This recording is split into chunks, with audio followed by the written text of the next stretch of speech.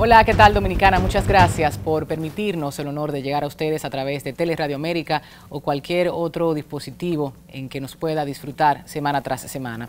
Recién está por culminar este 2017 y se hace inevitable conversar, analizar y discutir con especialistas sobre los principales temas que deben permanecer latentes en las distintas agendas priorizadas de esta nación.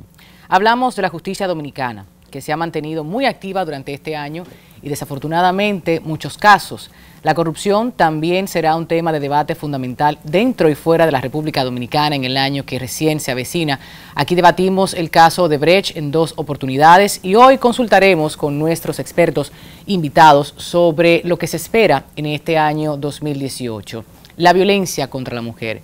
¿Puede el próximo año ofrecernos alguna esperanza sobre este tema? Ojalá que sí. ¿Serán las cifras más alarmantes o más alentadoras? Hace pocos días el Senado declaró el 2018 como año de defensa para la protección de la mujer. Así las cosas, conversemos sobre lo acontecido en este año 2017 y las expectativas para el 2018. Acompáñenos.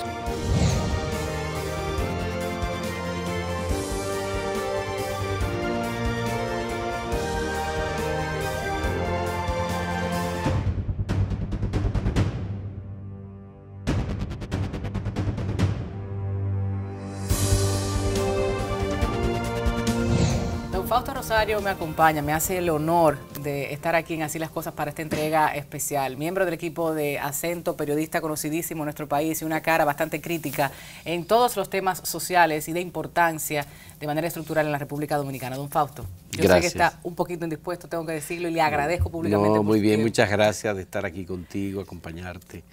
Y despedir el año también, porque estamos en eso de despedida del año. Así es, debemos mencionar cuáles fueron los hechos de este Acento, desde otros medios digitales, impresos, televisión, radio, que usted entiende fueron los más importantes. Aún así la gente no lo haya entendido, porque cada quien tiene su agenda, eso hay que decirlo. Sí, yo pienso que hay algunos acontecimientos que marcaron el año, definitivamente el tema de corrupción, claro, de los sobornos de Odebrecht es, desde mi punto de vista, el tema número 1, seguido, por supuesto, por la respuesta de la sociedad dominicana, claro, que en mi criterio es el tema número 2, es decir, la respuesta de la sociedad dominicana a través de Marcha Verde a los hechos de corrupción representa de alguna manera un rompimiento de la apatía, claro, para hacerle frente a los temas de corrupción. La demanda al gobierno dominicano, permanente, continua, en la capital, en Santiago, en Puerto Plata, en San Pedro, en Asua, toda la geografía nacional. Movilizaciones masivas nunca habían ocurrido en la sociedad dominicana. Y los movimientos sociales eran movimientos sociales efímeros. Muy puntuales, muy la cementera, muy. Ahora hemos tenido...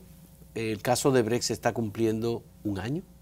Fue en diciembre del 2016 que se destapó con la revelación del Departamento de Estado, del Departamento de Justicia de Estados Unidos. Y el hecho ha seguido, ha continuado. Marcha Verde sigue siendo una realidad. Yo creo que ese es uno de los grandes acontecimientos. Si hay que mencionar un tercer acontecimiento, yo te diría que es el derrumbe de la justicia en la República Dominicana de manera mucho más pronunciada que lo ocurrido en el año 2016. Entonces ahí entra también el debate sobre el Consejo Nacional de la Magistratura y todo eso que la gente opinó, escribió, dijo, criticó. ¿Los medios de comunicación se vieron fortalecidos este año, impulsados por la respuesta ciudadana, o por el contrario seguimos un poco atados por el tema económico, por el tema de poder? ¿Cómo lo ve, Yo creo Fausto? que los medios llegan hasta un punto, es decir, es la denuncia, la identificación de las debilidades, la muestra incluso hasta de los documentos que pueden servir de prueba, como se ha demostrado. Muchos medios de comunicación han asumido responsabilidad en estos casos. Periodistas en particular también han asumido las denuncias y las han presentado. Algunos han dedicado su vida a este último año. Entonces, hemos tenido una respuesta muy débil de parte de los organismos de la justicia. Y principalmente, Tatiana, creo que aquí la mayor responsabilidad ha sido del Ministerio Público, que ha sido opaco durante todo el año 2017. Y Cuando se presentó el caso Odebrecht, igualmente hay múltiples sospechas de que hay personas del ámbito político que han sido excluidas. Que no están. Y hay otras personas que fueron incluidas que pertenecen a un partido distinto al partido de gobierno, que es el partido que controla el estamento judicial, claro, y también el Ministerio Público. Importante, don Fausto, me gustaría su opinión al respecto, porque la gente tiende a acudir a los medios de comunicación para que su voz, para que su denuncia sea publicada, sea escuchada. No se supone que debería ser así, pero nosotros tenemos, ustedes tienen, ellos y los demás, tienen una carga de responsabilidad por encima de lo que les compete, porque usted decía, hasta aquí llega el trabajo del medio. Sin embargo, en nuestro país está el matutino, está el vespertino, la gente en los programas de radio y televisión llamando constantemente para denunciar y enviando las fotografías y los documentos de lo que ocurre a nivel interno en sus instituciones. Y las redes sociales también. Y ahora las redes sociales, también. Hace unos años que sí, también se prestan para entonces, las denuncias mira, públicas. Todo esto yo pienso que ha llevado a una falta de credibilidad de los políticos y de las autoridades. La gente mira las denuncias, ve las pruebas, los documentos. Tú quieres un caso más evidente, más patético, más crudo que el caso de Diandino Peña y la constitución de compañías para ocultar fortuna con testaferros, nombres de personas puestas en evidencia. Los papeles de Panamá fueron la fuente que utilizó Alicia Ortega para presentar este caso de enriquecimiento. Las autoridades no han hecho absolutamente nada. Y podemos decir que se apagó. ¿Qué más podían pedir? Pronto, se apagó. ¿no? Se apagó pronto. No, lo destituyeron y el caso ha quedado ahí. Como las medidas de coerción de Odebrecht también. ¿Verdad? Entonces no, por tanto, no ha ocurrido nada. Es decir, el dinero público que pudo haberse dilapidado había manejado cerca de 3.000 millones de dólares. ¿Será que quienes nos gobiernan entienden que nos gobernarán durante 20, 40 años más? No, lo protegieron por razones políticas, por colindancias o por la razón que sea. Eso evidencia una complicidad de parte de las autoridades y particularmente del Ministerio Público con un caso que definitivamente claro, este año irregular, totalmente. Y eso ocurrió este año. A mí me preocupa también. Lo que hubo fue, y esto es parte de una irregularidad en algunos medios de comunicación, que hubo gente que criticó a la periodista que hizo la investigación porque supuestamente le tendió una celada a Diandino Peña al entrevistarlo o al invitarlo a una entrevista en donde él no pudo responder. Hay de todo ahí. Él no pudo responder. El periodista se prepara, esa es su función.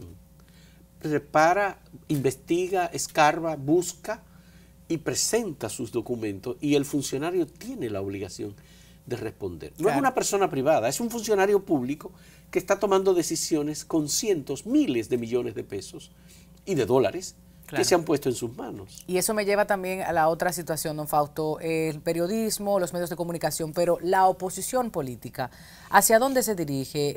Este año pudiéramos ver una oposición fortalecida, de frente, decidida a verdaderamente arrebatar el poder al PLD. Cuando pasaron las elecciones en el año 2016... Y ahí tengo que incluir a Rafi Domínguez Trujillo también. Cuando pasaron las elecciones en el 2016 y se había ya constituido un frente opositor con 11 partidos políticos, pensábamos que la oposición iba a actuar de una manera más coordinada y con más coherencia.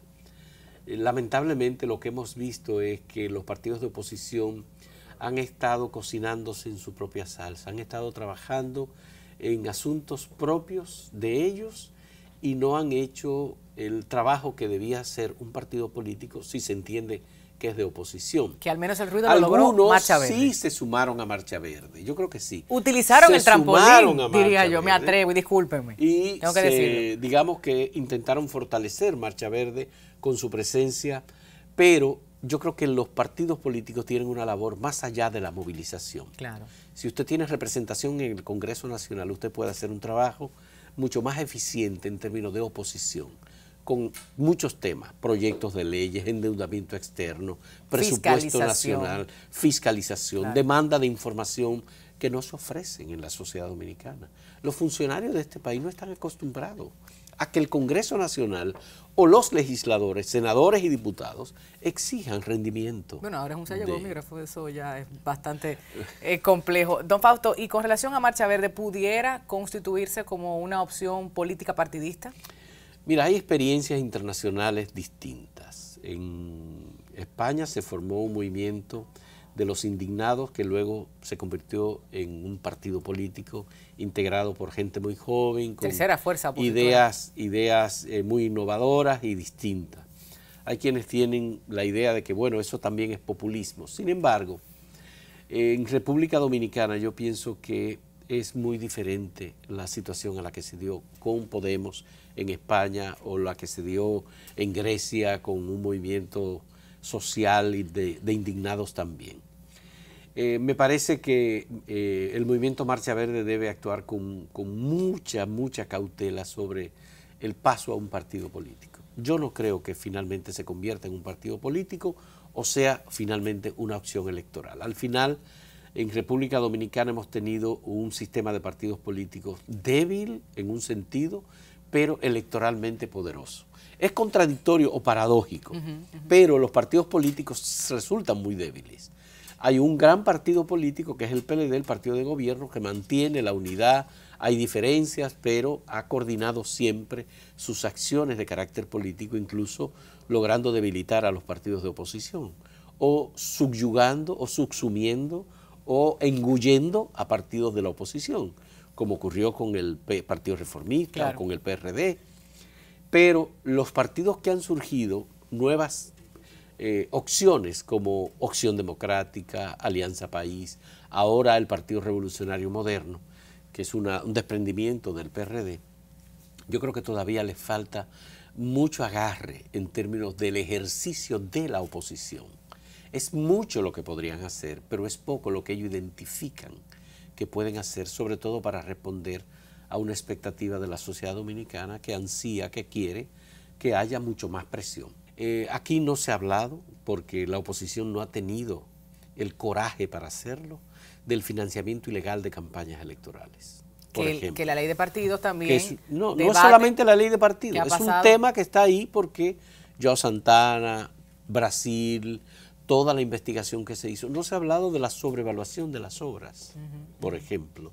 Lo único que está investigando el Ministerio Público es el financiamiento, el soborno, solamente. Pero más de una década en esta discusión de la ley de partidos y no nos ponemos de acuerdo, intención política es lo que falta. Pero que la ley de partido también se ha reducido exclusivamente a si son las primarias abiertas o cerradas. Financiamiento también es un tema conflictivo. Está bien, pero tú tienes el tema del financiamiento, no están debatiendo, no se está debatiendo ese tema.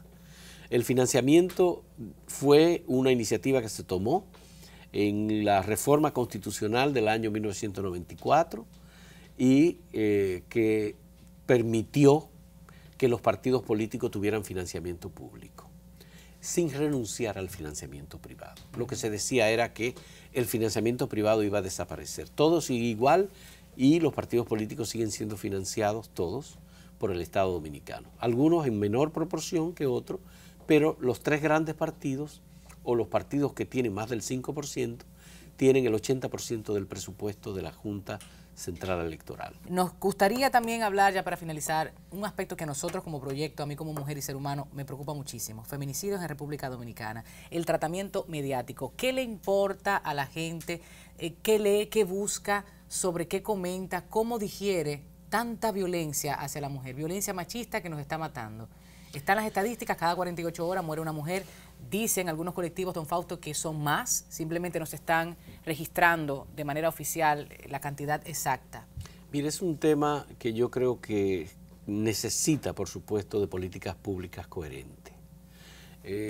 Los medios no pueden dejar de decir, ni dejar de informar que hay violencia contra la mujer. Ahora se informa más y se informa con un poquito más de conciencia. No solamente el número. No, exactamente, yo creo que hay un poco más de reflexión, más inclusivo, de más respeto, de demanda de respeto hacia las mujeres. Pero el Estado no solamente tiene que ofrecer el tema de la equidad para la elección de mujeres en alcaldías y en otros temas que son parte del debate. Hay un Ministerio de la Mujer, hay un Ministerio de la Juventud, pero necesitamos, el Ministerio Público acaba de lanzar un proyecto para reducir la violencia contra la mujer. El Plan Nacional. Pero todo esto requiere de una coherencia del Estado. En primer lugar, el Estado pone sus políticas donde pone los recursos. Donde el Estado dice que va a lanzar una política y no pone presupuesto, no es verdad, no le creamos. Entonces, obviamente, este tema requiere de una acción decidida de parte de las autoridades, que no sea solo la persecución de la violencia ya ejecutada. El Ministerio Público está haciendo ese trabajo y está bien que lo haga, pero hace falta trabajar más la prevención. Yo creo que esto pasa, por supuesto, por el Ministerio de Salud, muy profundamente, sí, pero sobre todo el Ministerio de Educación, que tiene que incluir la educación en sexualidad, educación integral en sexualidad en las escuelas, en donde debe ir el componente de violencia contra la mujer. Claro, hay muchísimas tareas por hacer en esa materia. Yo creo que no es solamente casas de acogida, persecución de los hombres, quitarle las armas, adoptar medidas de protección, por ejemplo, o medidas de alejamiento de los hombres violentos. Yo creo que pasa por un tema relacionado con la cultura. Si seguimos omitiendo esa responsabilidad, vamos a seguir teniendo muchos hechos de violencia contra mujeres.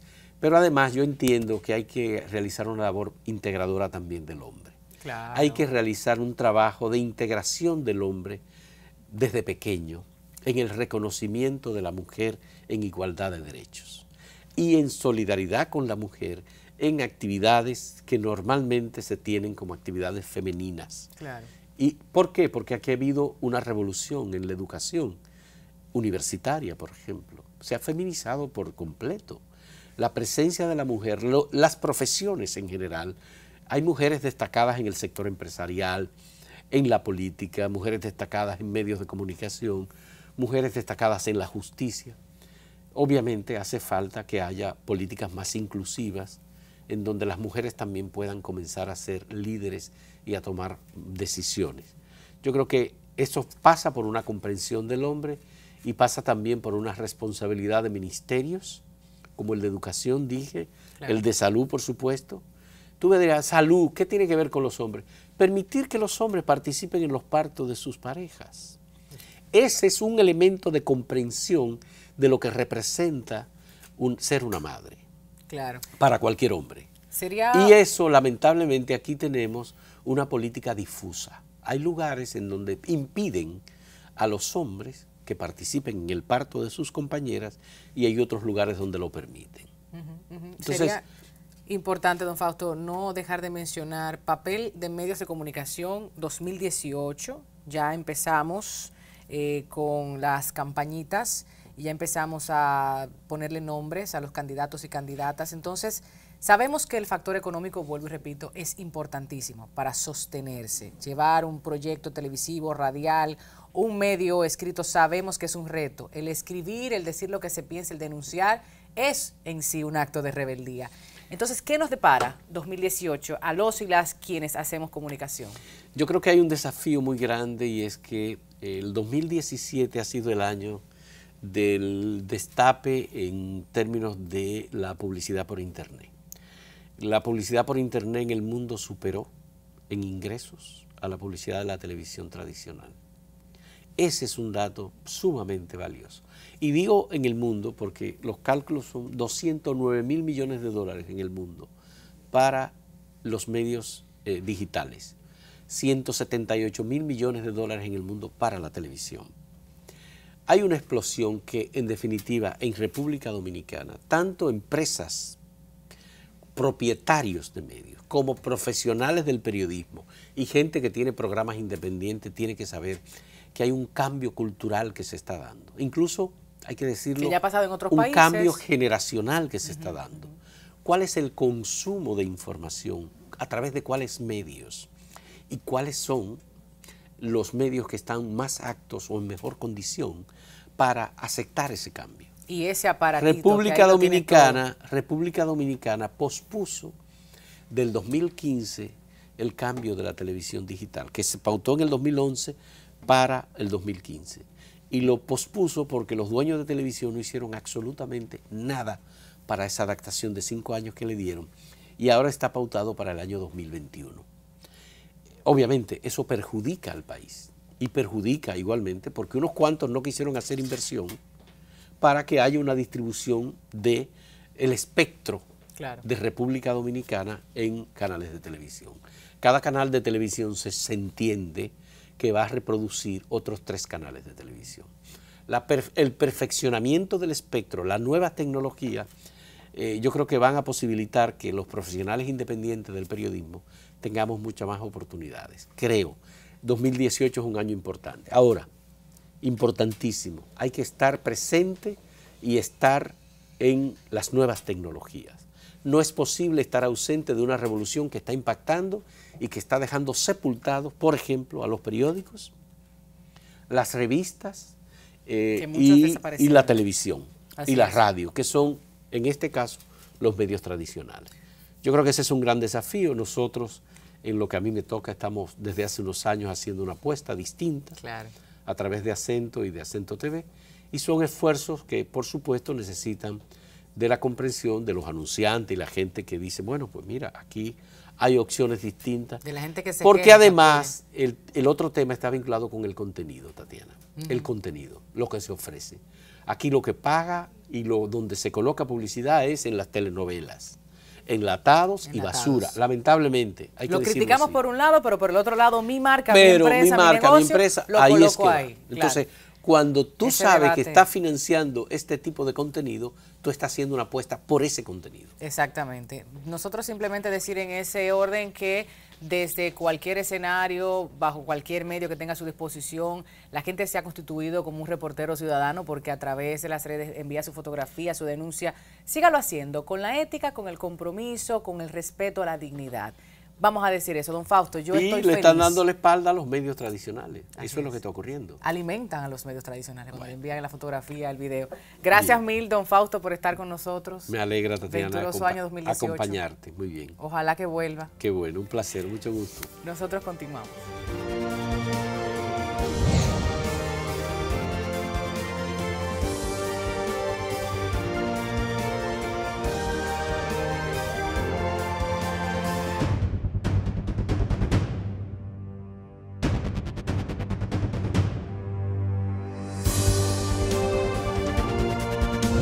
Estamos de regreso y agradecemos que ustedes se mantengan en sintonía porque iniciaremos con un panorama general. Nos vamos desde Latinoamérica, Europa, Estados Unidos, todos los demás países que tienen una relación comercial con República Dominicana y que las decisiones que nosotros tomemos a nivel congresual, a nivel del Ejecutivo y hasta a nivel social, por supuesto que repercuten. Está conmigo Ariel Gotró, quien es abogado internacionalista, a quien agradecemos por estar aquí en Así las Cosas. Bienvenido. Muchas gracias, Tatiana. Qué bueno que nos acompañas. Pues le estaba comentando precisamente sobre los tantos movimientos que se están realizando en la actualidad en el mundo completo. Y si nos circunscribimos a Latinoamérica, las elecciones, la intención de algunos de sus presidentes de permanecer en el poder, el caso de Evo Morales, por ejemplo, ¿quién lo pensaría? O esos gobiernos de izquierda que en ocasiones han tenido una relación bastante estrecha con República Dominicana y si hablamos en materia comercial, pues más, caso Venezuela.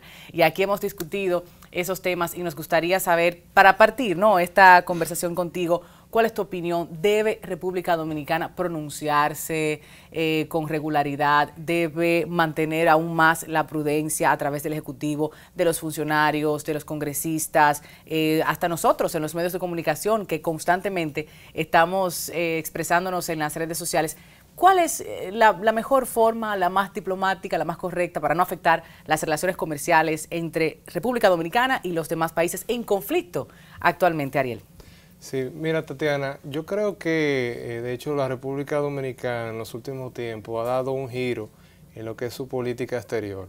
Si observamos en un periodo reciente hacia la actualidad, vemos una actitud más proactiva con respecto de algunos asuntos que atañen directa e indirectamente a la República Dominicana. Me gusta eso de proactiva y no reactiva, porque en el caso de Haití siempre hemos sido muy reactivos. Pasa algo y luego queremos entonces solucionar el tema. Sí, exacto. Haití con una relación muy particular entre la República Dominicana y ese vecino país. Pero si tú te fijas, por ejemplo, el diálogo con Venezuela, porque hay cuestiones que los países plantean en materia de política exterior que no necesariamente lo hacen de manera declarativa, sino con acciones concretas. Es decir, ese diálogo que se está sosteniendo aquí en la República Dominicana en procura de una búsqueda de una solución a esa crisis de ese vecino país, yo creo que es una demostración de un cambio y de una actitud más proactiva, porque cualquier cosa que suceda en Venezuela va a tener una incidencia directa con la República Dominicana en todo sentido, en la parte comercial, también en la parte de cooperación, en el acuerdo Petrocaribe, ¿verdad? Que eso todavía se mantiene ciertos esquemas ahí. Es decir, que ha habido yo considero que ha habido realmente una actitud más proactiva. Con respecto a los demás países, si vemos que en los países de América Latina ha habido unas manifestaciones políticas en el ámbito más cercano, Centroamérica y Sudamérica, donde se observan ciertas tendencias en los cambios de las políticas, un giro hacia la izquierda y demás. Es decir, ha habido una tendencia hacia el cambio, es decir, una tendencia que la vemos inclusive en las manifestaciones en los propios países. O sea, vemos que no solamente en América Latina se manifiesta, sino que en otras latitudes, en Estados Unidos, por ejemplo, el ascenso al poder del presidente Donald Trump, y en Europa vimos un giro drásticamente con el Brexit el año pasado, en el sentido de que hay unas manifestaciones, hay unos sentimientos que se han ido escalando y que las poblaciones de estos países están diciendo que hay una serie de malestares, de necesidades sentidas, y en ese sentido ha habido un rompimiento con algunos modelos que tradicionalmente se habían configurado en esos países. Que se da cada cierto tiempo. Yo creo que la historia se va renovando, la gente va pidiendo, como pasó por ejemplo en el caso del presidente Obama, un cambio, y bueno, a través de la historia ha ocurrido, ¿no? En esa presión ciudadana. En el caso del Brexit que tú mencionabas, fue una sorpresa para mucha gente. ¿Qué implicaría esto, este 2018, para la República Dominicana directamente? O sea, ¿cómo se ha digerido esa sorpresa desde entonces y qué implicaciones tiene para nuestro país? Sí, fíjate, yo creo que todavía no se ha logrado digerir, creo que todavía lo estamos procesando, ¿verdad? Porque tanto aquí en el continente americano como en la propia Europa, donde más se ha sentido el impacto, pues el Brexit ha traído un nuevo cambio, un nuevo giro en lo que ha sido la política del Reino Unido. Es decir, si vemos la historia que tiene ese país con Europa, nos daremos cuenta que pues ha habido una manifestación, un sentimiento en contra de lo que ha sido la Unión Europea. Si bien ellos, por necesidad, se adhirieron en los años 70 a los acuerdos de la Unión Europea, pues fueron siempre muy recelosos de esas relaciones. Y ya para el año pasado, cuando en junio del año pasado específicamente se hizo la consulta, pues algunos sectores, sobre todo algunos sectores que no conocían las realidades internas del Reino Unido, pues se vieron muy sorprendidos. Claro. O sea que ciertamente dentro de lo que es el ámbito de las relaciones comerciales, nosotros necesariamente debemos plantearnos qué vamos a hacer. Todavía no se ha llevado a debate serio, profundo ese tema en nuestro país, en los sectores en los cuales tú estás inmerso. O sea, cuéntame qué se dice en esos círculos de entendidos. Sí, fíjate, lo primero que hay que tener en cuenta es en el ámbito de las relaciones comerciales es el esquema preferencial que tenemos hoy en día. El Reino Unido forma parte todavía de la Unión Europea y como miembro de la Unión Europea tiene una serie de acuerdos comerciales. En el caso de la República Dominicana tenemos el Acuerdo de Asociación Económica CARIFOR Unión Europea. Eso es importante porque el ámbito de preferencias comerciales se maneja dentro de ese acuerdo. Y una vez que el Reino Unido concretice la salida de la Unión Europea, pues Que todo esto conlleva un plazo. ¿De qué plazo estamos hablando? Se supone que tienen que cerrar de una manera que a través del tratado internacional no sean violados esos acuerdos. Exacto. Ellos tienen un periodo de 2 años a partir del 29 de marzo. O sea, estamos hablando que ya para principios de abril del 2019, entonces ya Reino Unido deberá concluir las negociaciones con Unión Europea. En caso contrario, pues se verán compelidos a salir de todo lo que es el esquema de preferencias conjuntamente con todos los acuerdos comerciales. Estamos hablando que Reino Unido para abril del 2019 deberá concluir esas negociaciones, pero ya se está hablando de que debe hacerlo el próximo año. ¿Y qué pasa con la oferta académica, la oferta turística, esa oferta que también se verá lacerada? Digo, de los dominicanos y dominicanas que quieran residir, que quieran visitar, que quieran hacer algún tipo de intercambio también comercial. O sea, ¿qué pasa con eso? Llanamente, cuéntanos. Sí, el peligro está en que perdamos ese mercado. O sea, estamos hablando de más de 130 millones. ¿En qué posición estaría el mercado de Reino Unido para República Dominicana? Es el segundo mercado de importancia. Segundo mercado. En Europa. O sea, estamos hablando más de 150 millones de dólares en exportación. Dentro de eso, el 90% de frutos. Estamos hablando de banano, mango, coco, etcétera. O sea, además de una importante fuente, como tú dices, de destino educativo, claro, y también de inversión, la de inversión extranjera que fluyese en la República Dominicana. O sea que hay que tener en cuenta esa realidad. ¿Y qué podemos hacer nosotros? ¿Verdad? Es una excelente pregunta. Debemos ir pensando, debemos ir diseñando la estrategia como país. Si nos vamos a quedar con un acuerdo bilateral con Reino Unido, luego de la salida de ese país de la Unión Europea, ¿cómo lo vamos a hacer? ¿Lo vamos a hacer en un esquema bilateral? ¿O lo vamos a hacer un acuerdo de libre comercio? ¿O vamos a hacer un acuerdo de alcance parcial? ¿O si vamos en bloque?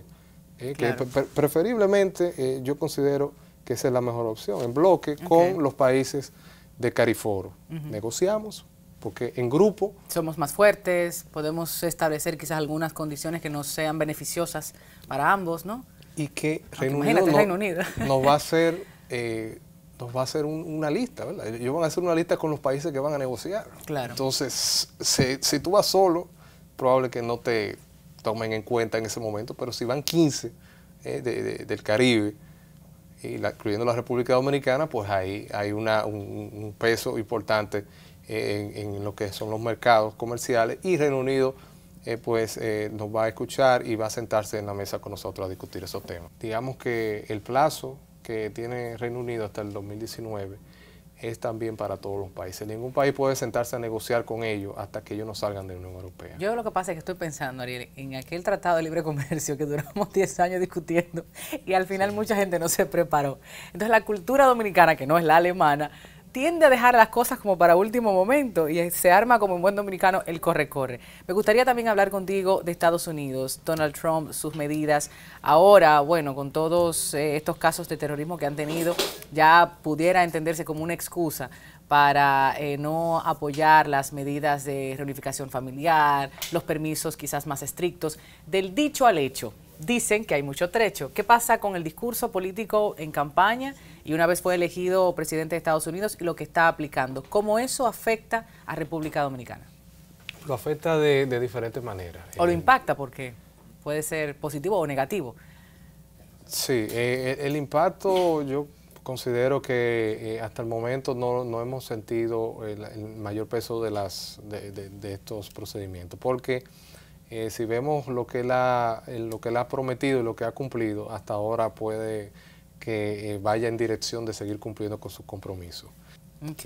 Tú ves, por ejemplo, las medidas ahora mismo de reducción y de readecuación de los impuestos que está haciendo Trump.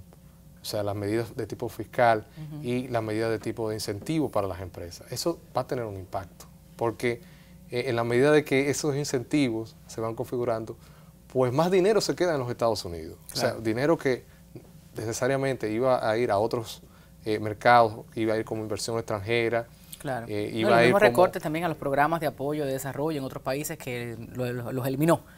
simplemente. Exacto. Claro. Exactamente. O sea, todo lo que él está haciendo, todo lo que está haciendo esa administración es sencillamente concentrarlo en los Estados Unidos y por decirlo así, ese grueso de esas inversiones y por intermedio de esas facilidades de tipo fiscal, pues va a tener un impacto en los mercados donde los Estados Unidos tienen hoy en día una incidencia en inversión extranjera. Si tuviéramos la oportunidad de dirigirnos a los decisores y a la ciudadanía también, porque de una manera u otra ejerce presión, ¿cuáles serían los aspectos más importantes que desde tu perspectiva, Ariel, ya vamos haciendo la síntesis para cerrar esta mesa en el ámbito internacional, deberíamos presionar, deberíamos incidir y llamar la atención?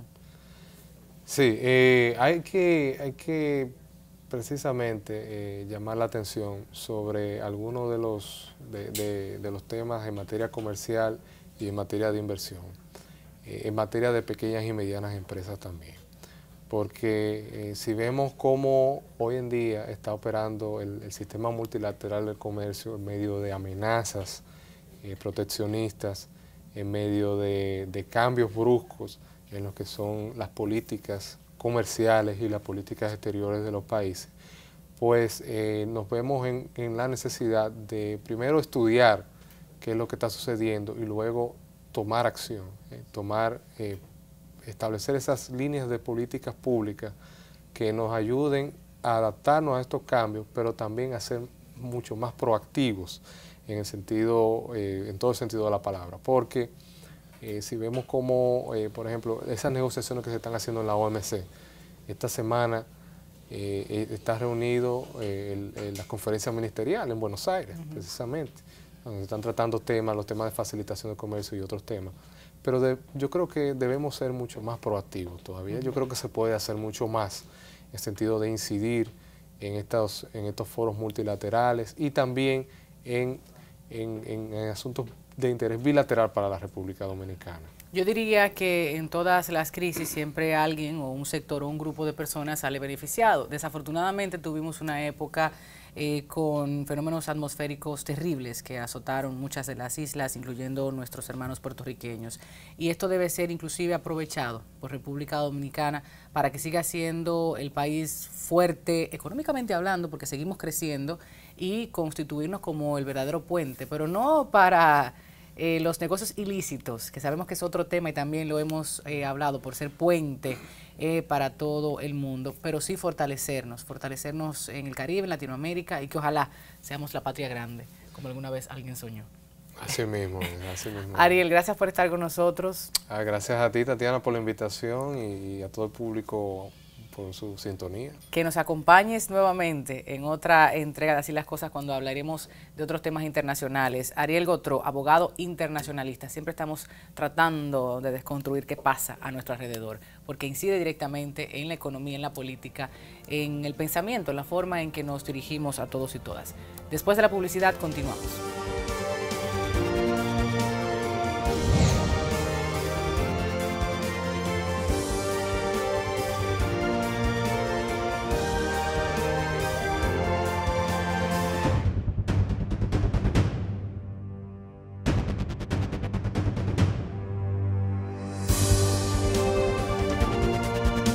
Para esta edición conversamos junto a Guillermo Caram, economista, quien nos conversa sobre los aspectos más importantes en materia económica de este pasado 2017, así como las expectativas del sector para el venidero 2018. Entre otros aspectos, conversamos sobre deuda pública, financiamiento, inversiones, aumento del sector informal y sus observaciones frente al Estado dominicano. Yo diría que no hay nuevas decisiones. Para mí hay la continuación de 3 decisiones que son sumamente negativas para el pueblo dominicano.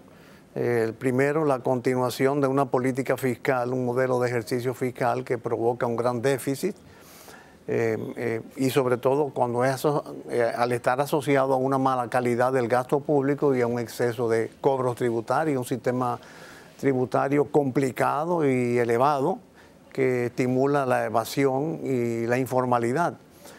Segundo, ese déficit fiscal genera una conducta financiera, un comportamiento financiero, porque para suplir el déficit fiscal, para cubrir el déficit fiscal, el gobierno tiene que atraer dinero del sector privado y lo hace con tasas de interés muy elevadas. 12,5% está estipulado en el presupuesto del año 2018.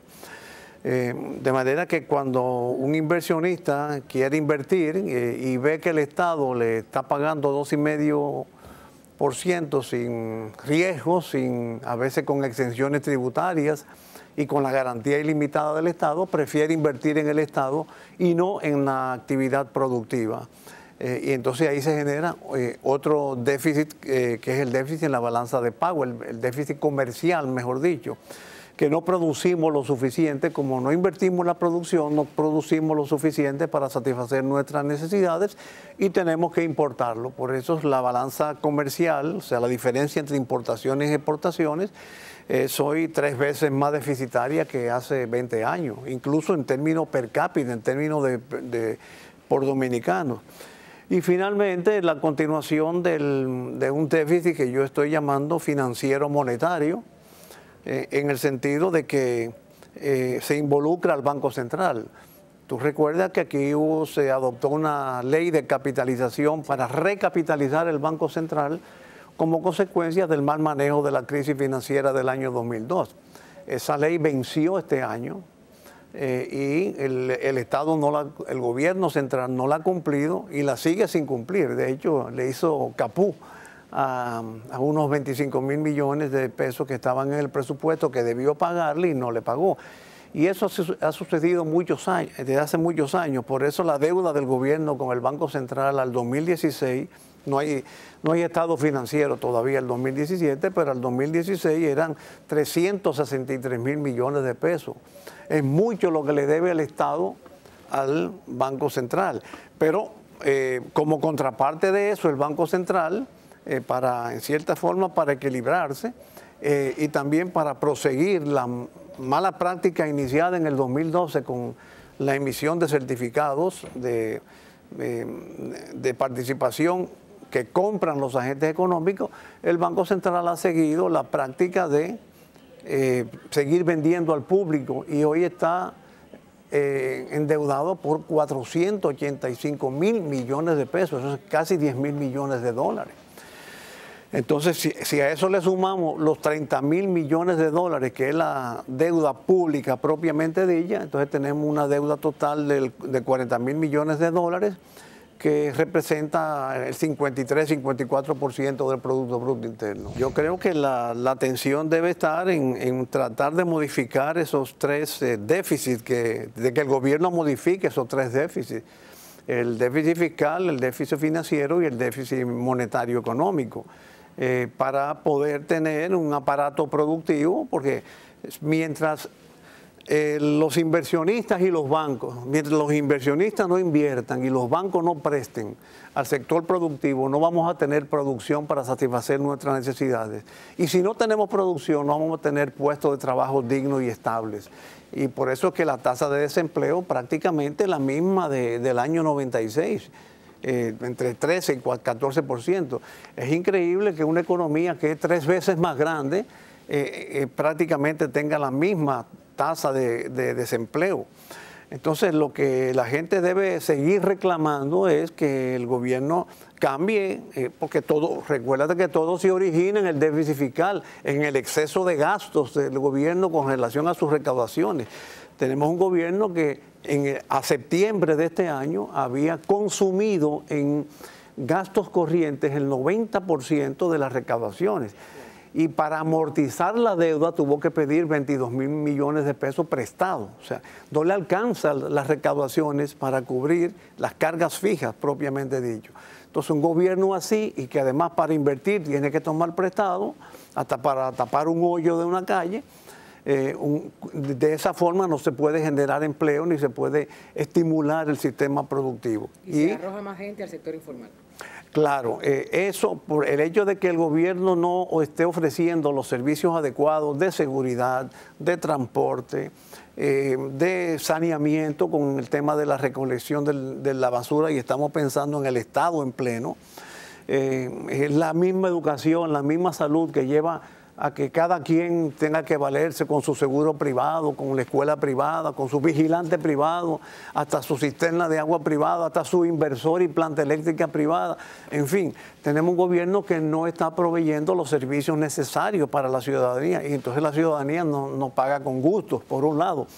Pero por otro tenemos un sistema tributario muy complicado, con muchas tasas y tasas muy elevadas.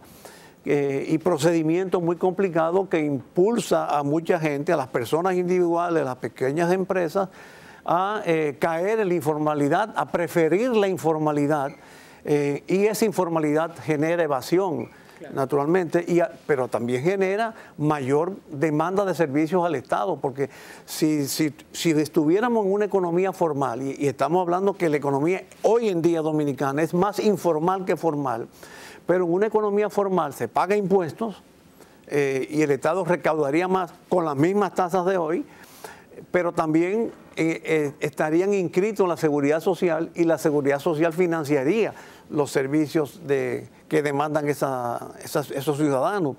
Pero al no estar así, entonces viene la demanda de servicios al Estado, demanda de servicios médicos, demanda de servicios de seguridad, demanda de empleo, y lo que hace el Estado es sencillamente aumentar la nómina y aumentar los subsidios, y entonces el déficit fiscal aumenta. De manera que hay un círculo que en el gobierno ha caído, un círculo vicioso fiscal, financiero, monetario, económico, que tiene que ser roto. Pero honestamente, si tú me preguntas, no sé si me estoy adelantando a la pregunta, si yo preveo que ese círculo se va a romper el año que viene, yo te diría lamentablemente no. Y en ese sentido entiendo que la ciudadanía, los agentes económicos, los agentes productivos sobre todo, y todas las instancias responsables de la nación tienen que elevar su nivel de exigencia al gobierno para demandarle que así no podemos seguir. Yo pienso que en lo que resta del año, lo que pasa es que hay muchos agentes de la comunicación, no solamente se incluyen los medios, sino también los que somos especialistas, técnicos. Exacto, lo que creamos opinión pública, que viendo lo que te acabo de decir, de que no se vislumbra un cambio en el gobierno, un rompimiento del gobierno de este círculo vicioso, quisiéramos como darle el sosiego a la ciudadanía en estos días. Pero yo creo que en las semanas que faltan del gobierno, por lo menos en lo que a mí respecta, tengo por lo menos 3 o 4 invitaciones a programas donde todo esto, después de la Navidad probablemente dicho, aunque antes del Año Nuevo, va a estar barloteado con fines de tratar de presionar al gobierno a que rompa ese círculo vicioso. Así como el PLD, por ejemplo, presionó a los gobiernos reformistas, nos presionó a Balaguer y a los ministerios en el año 90 de que llevemos al gobierno a la legalidad. Yo creo que la opinión pública, los agentes económicos, los hacedores de opinión pública, las instancias responsables de la nación, tienen que hacerle ver al gobierno que de esa forma no podemos seguir, porque estamos en un mundo muy complicado y no hay ninguna garantía de que el suministro de fuentes de financiamiento externos vaya a seguir, ni ninguna garantía de que la ciudadanía va a soportar el establecimiento de mayores cargas o impositivas o cargas vía el freno de algunos programas del gobierno que de por sí son muy limitados. Yo creo que hay que decirle al gobierno que se aguante un chin. Sí, la gente, a mí me parece que como consecuencia de todo esto, no vislumbro que sea muy notorio que esté gastando. Yo creo que se gastará obligado, dejará de gastar obligado por las circunstancias. Pero a quien hay que decirle que deje de gastar es al gobierno, para que gastando menos, el déficit sea menor, la necesidad de financiamiento sea menor, la tasa de interés sea menor, y en consecuencia se aliente más al sector productivo, generando producción para satisfacer nuestras necesidades y generarnos puestos de trabajo. Pues, por ahí es que yo apuntaría en el año 2018. La próxima semana seguimos pasando balance al año 2017 y hablamos de las expectativas 2018, junto a la periodista Argénida Romero. Celedonio Jiménez y Juan Miguel Pérez, ambos sociólogos. El tema de la violencia hay que extenderlo. El feminicidio es una epidemia, eso hay que asumirlo en República Dominicana. Ya este cierre de año llevamos más de 95 mujeres asesinadas por el hecho de ser mujeres. Recordemos que hemos tenido décadas de inmovilización política, de despolitización de la calle, despolitización del espacio público, que ha sido secuestrado por una partidocracia que, como tú muy bien decías, goza de un gran desprestigio, de una gran desconfianza. Entonces, Marcha Verde ha venido a llenar ese espacio, por eso Marcha Verde no es cualquier movimiento social. Lo que pasa en el Partido de la Liberación Dominicana es importante, inclusive para sus estrategias, pero es más importante lo que ellos puedan hacer en términos de sus planes internos, de sus planes particulares.